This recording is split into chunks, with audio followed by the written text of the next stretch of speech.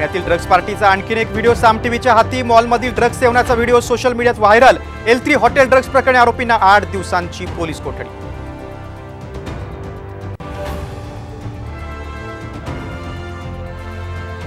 छगन भुजबळांचा दंगल घडवण्याचा डाव, जरांगेचा गंभीर आरोप। काही घडल्यास जशास तसं उत्तर देण्याचा इशारा, तर तुझ्याच बाजूला बंदूकधारी लोक असतात, भुजबळांचा पलटवार।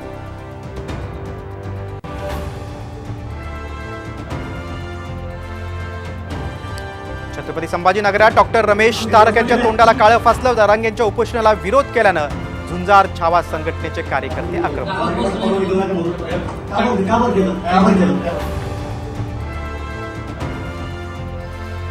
अजित पवारांचं टेन्शन वाढलं। अजित पवारांच्या पक्षातील काही आमदारांना शरद पवारांच्या पक्षात प्रवेश मिळणार, साम टीव्हीला सूत्रांची माहिती।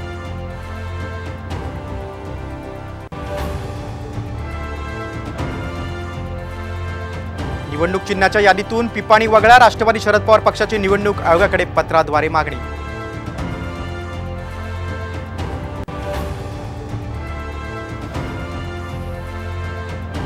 जातीच्या राजकारणातून महाराष्ट्रात खून खराबे होतील, राज ठाकरेंचा इशारा। जातीपातीचं राजकारण करणाऱ्यांना दूर ठेवा, राज ठाकरेंचं आवाहन।